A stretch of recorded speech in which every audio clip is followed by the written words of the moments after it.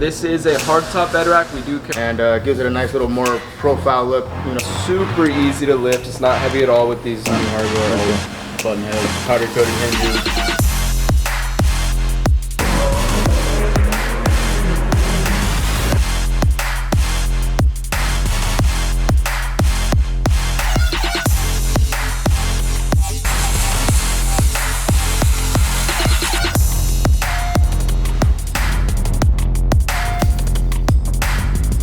Welcome back to another episode. We have a fabrication heavy episode coming to you today.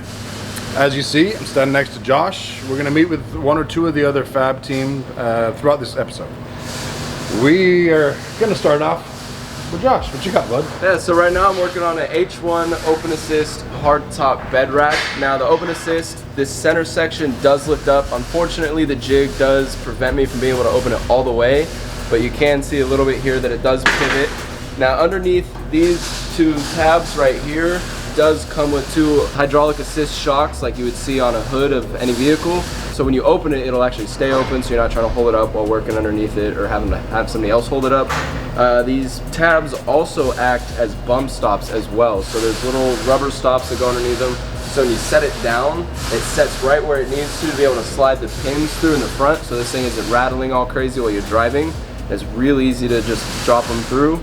It bolts right over the fenders of your hardtop H1. It's the same width and depth as the bed.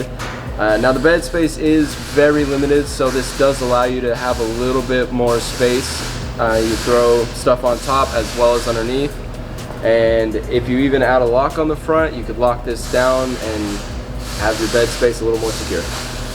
Yeah, I'm looking at it now and I see all the welding. This is quite an involved part. It is, yeah, it's very tedious, a lot of steps. Yeah, this kind of goes along with what our center console rack. That's another time consumed type of thing. But that uses perfect, nothing expanded. Yeah, but like I said, this is a great product.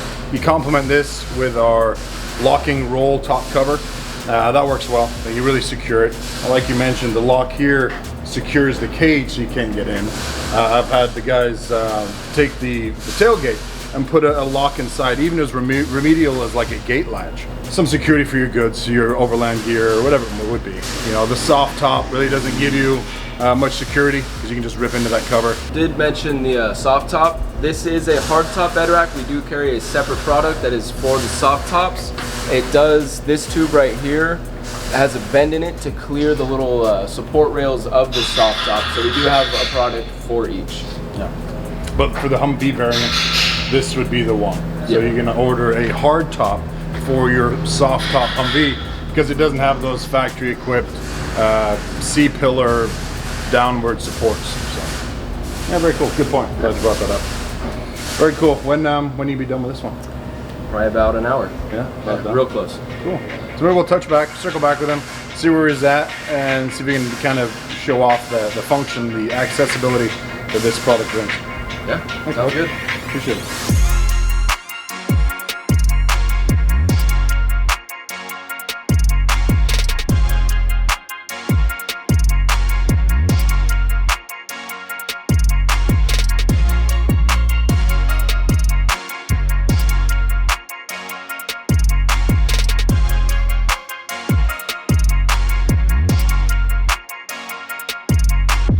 All right, we're in the depths of fabrication. We have Josiah here working on a roof rack. This is our Urban Assault. It's one you don't see very often. I have never seen it in the 6-foot variant. So, Josiah, how's it going? It's good, you know. It's nice to do something a little different than what I normally do. This one's cool because, you know, instead of the ears going up, they're going down, and we add these gussets here. They're 1/4 inch, and they serve as a good mounting point for basically anything. And gives it a nice little more profile look, you know, closer to the truck. One thing I do like about the Urban Assault is that it's like basically one big square frame, and instead of the 1.5 inch that we normally use on the search and rescue, we brace them with the 2-inch tubing right here, so it's a lot more stronger, a lot more rigid. You know, it still has the slats like the regular search and rescue, so you still have the strength of that, but that's something that I like, that it seems it's a lot more. It looks stout, right? Yeah, it looks good, it looks beefier, it looks nice. Yeah, very cool. I always like oversight. You know, we're working on one of the largest platforms, Yeah. civilian platforms on the road. Exactly. So it makes sense having that larger piping. Yeah, overkill. Yeah, that's it. You know, we don't really, we're not too concerned with weight either. Exactly. So we just kept something so it's very stout. As you see in some of the past episodes, and we have a thumbnail that Jason put out for one of the episodes where there's a Nissan Figueroa mounted on top or placed on top of a search and rescue roof rack on an old H1 wagon. So that's kind of cool. That shows, that's a testament to the strength that comes from this design. This would, I think, like you just mentioned, the oversized piping, would take it to the next level. You know, it's considerably larger. So yeah, very cool. Like you said, that perimeter framework, that's got strength to it too. Yeah. And once you have this bracing and everything, it's pretty solid. Yeah, very cool. And this one's a little different because it does have the 3 bays. The customer wanted it that way, so yeah, it was fun. Yeah, it was fun building it. Yeah, it's good when you get those custom requests. Someone want to change it up a little bit. It definitely keeps it from being the mundane. Yeah, this guy can whip out our search and rescue roof rack, which you've seen on most of our wagons, in a day. So I'm sure this one was no challenge for you, but a nice treat, a nice different. Yeah, something different. You know, it's always good to have something different. Very cool. We tried to catch him earlier in the middle of the process, but as you can see, you are done. Yeah. So you can't be caught on your heels with this guy. He just runs through things way too quick.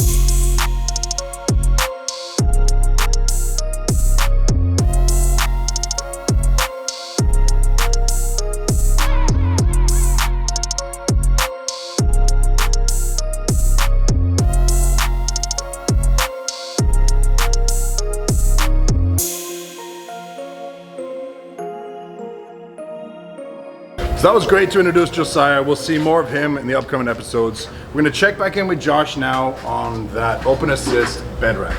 Yeah, so like I was mentioning earlier with the shocks, I did pull this rack a little bit further forward on the jig so you can see the open assist part of it. So it's super easy to lift. It's not heavy at all with these shocks on here. And like I mentioned, it stays up all on its own, nice and tight. Not gonna crush anybody when you climb in there. And it makes life a lot easier. Climb in there? Yeah, I don't know, maybe somebody what are you doing in there? the bed. Oh, okay, cool. So just in case, no one's gonna get crushed. Yeah, you got something deep in the bed. You know. Just remember, guys, if somebody goes missing, you know who to I look know, for. it's this guy. Yeah. No, very cool. This is a good feature. Oh, yeah. You know, having that assist, so because you're gonna put bigger things in there. You want to grab it. You're not gonna be, you know, put it on your shoulder, trying to lug it. Try and make these things practical. If you look at most of our product line, everything's got practicality behind it. Absolutely. You know, we don't cut corners on that. We want to make it so we're the trail use, the daily use, whatever it is, you get these parts to help your use. Like you mentioned before, having this, so you're going from an area of this amount in your bed, now you've got full width of the vehicle. The widest vehicles on the street. Let's try and utilize all that you know, that real estate for this type of thing. So, oh yeah. very cool. I like it. Sweet. Thanks again. I always like seeing what you're doing. I always personally like to get out here, as you know. Oh, yeah. So we're gonna go segue now to a truck that we're working on. It's the Cummins build with that stretch seating. As you know, we painted that a little while ago. So we'll see how that coating looks and share that with everyone. We'll be back to you in a couple episodes. Cool. So we're out here now with a truck we highlighted maybe a month ago, a month and a half. This has our Cummins conversion from 7-8 years ago. We showed the seat notch that this vehicle received. The customer then evolved. He wants to do a full interior now. Now we're doing our Alpha interior. We already did the coating. He did that texture coating, getting away from that green, woodland green, to the coating that he chose. You're gonna see in the next couple episodes that now that we have the first wave or this last wave of trucks completed, you're gonna see a bunch of new trucks. Or trucks that we touched on briefly, and now you'll see them in different phases. We are getting like sets of trucks done at a time. So if you're waiting in line, bear with me. We're getting to your trucks as soon as we can. We do have a stacked schedule, and we're knocking them out as fast as possible. Anyway, back to this truck. Great color. It's a Prairie Pearl from Color Code. This is a good example of how the tone or the hue of the color changes through the texture. But I like it. Turned out great. In the sun, it really has a pearl to it. You can see some different flavors and some colors to the light. Again, we talked about it. The Alpha Dash is soon coming. That seat notch that's in there. And you have Garrett in the back there. I think he's finishing wrapping up the barn doors. So I might grab him and see what his next few steps are. So the majority of this build is the paint and interior. We are removing a lot of the bolt-on parts, sending them back, getting them repowder coated, whether it be the rear bumper or front bumper there. But Jared's here, hanging some doors. Putting some barn doors back together. Putting all the doors back together. Yeah, good true. I see you're using all new hardware. Yep. All seals are replaced, right? Yep. All new hardware, all cool. button heads, powder coated hinges. Yeah. One thing that bothers me, and I've said a few times when people call me up and say, "Hey, what do you think of this truck? Is this something I should buy or whatnot?" I look for like the factory placement of all the bolts. I know I've talked to you a bunch about it. I know Jared's as detail-oriented as I am, where we always put the hardware back exactly where it would be. I hate it when you see these trucks and there's just riddled with hardware, and it's like Swiss cheese of it. So I like the fact every time Jared works on something, it's a finished product. I don't have to come back over it and review it. It's killing it. Very good. I've seen it a few times. I'm like a cheerleader, Jared cheerleader over here. But as far as I'm going to go with that analogy. As you see, we did that unique C-pillar. Is this the one that Flo and I were jumping up on top of, Jason? I think so. It is. This is nice. So now we're going to have that C-pillar delete. It's going to be key for those now 8-inch further back mounted passenger seats. You know, Jared is well knowing of that because he's the one that makes the custom panels for that as the time spent with the exoskeleton. You looking forward to this one? Yeah, it'll be cool. I always like seeing the finished product. I have to make a custom one-piece headliner again, or two-piece, or I don't know. I like one-piece. Yeah, you know what you did with the EXO really does look good. I've been in there the last few days, kind of finishing up some of the miles. I can't help but start looking around and really admiring the handiwork. So it's pretty cool. That truck is bar none one of my favorites. I would say, and comfortable saying, the largest functional interior space on any H1 on the planet. Oh yeah. With all those mods. They're very cool. This is going to be a kind of a hybrid of that without having that 6-person in the middle, but you're still going to get the huge gains out of that rear passenger. So let's get up there and show off that again. Some of the guys are watching this don't always see all the old episodes. I definitely recommend scrolling back, looking at other ones, all the other ones. We've got a ton of content in there. But let's give them a quick taste of what we did. So I'm not sure if you saw it in one of the last episodes. Wilson grabbed myself and Florencio to jump on this pillar and also the factory one. This is chrome moly, thick-walled, smaller diameter tube, where the factory one is a 2-inch that's been molded or press fit for the contours of the roof. We showed in that episode the dramatic difference with 600 plus pounds jumping up and down on it. The factory like one, 2 tons between you and Flo. Yeah. X weight was applied to the material and it failed, where the chrome moly one still stayed true. And again, like we mentioned a few times with Jared there, this allows us to have that one-piece headliner, which is great for the rear passengers. Now they're set back more. It definitely plays a part of it. Little known fact, as fun facts should be shared each episode, on the 94, 93, 94 models, the B pillar was further forward. It wasn't until 96 when they actually stepped it back. You can see this here in this support. This pillar in the 94 used to come right over, straight over, and now they laid it back. I'd like to think they did it because of me, because I sit back further. So the 94, the copper truck, when I was breaking that one in, we had that pillar right above my head. It's kind of cumbersome, being taller and I'm kind of all torso. So this is something that has come to light, that they've changed that, allowing for a bit more user-friendly cabin space. So there's your fun fact for today. Now what about our C-pillar on its mounting? We utilized or changed the center section. We did utilize the original roof mounts.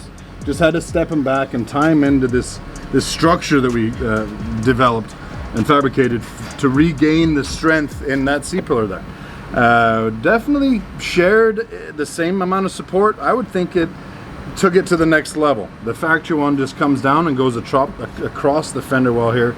This has multiple points of mount to again further support that C-pillar, almost enhance and back up the strength that we gained going with that chrome moly crossbar. Very cool. These guys are always thinking about practicality, safety. We don't skimp on weight, so that does increase, but then we have the horsepower to back it. So I do feel we're cranking out a great product with this, evolving the platform that we're given by AM General many years ago, making it better for you and I. That kind of wraps up this episode. We are going to skip out of here for today. We've got another few episodes coming to you, more updates on this one as it goes. We've got another truck that was coated. We're gonna start putting that together. That's gonna go with a unique finish. It's a texture interior. We had a truck in one of the last episodes from Florida where Joe touched on the outside of the vehicle. I'm gonna try and get those guys to revisit that, show off the interior there. It's kind of a cool truck. I was a tech at the time when we made it. We sprayed the interior with a nice two-tone finish. Leather wrapped some of that Madeira wood. So really cool. So stay tuned for the upcoming episodes. Hopefully I can twist those guys' arm, Paul, Joe, and the rest of the team out there in Florida to grab that content and send it over to us. So thanks for watching. Hit the notification and the subscription, and stay tuned for upcoming episodes. Can't talk very good. There's fucking thongs everywhere. Even awesome. People who have no place wearing thongs, they're sporting thongs. I was like, there's been so much talk about heavy weight. Actually, Flo's killing it. Flo's been trimming it down, just changing the fucking attention away from me to someone else. Jared, on the other hand, he's like 6 months pregnant at this point. Good family program here.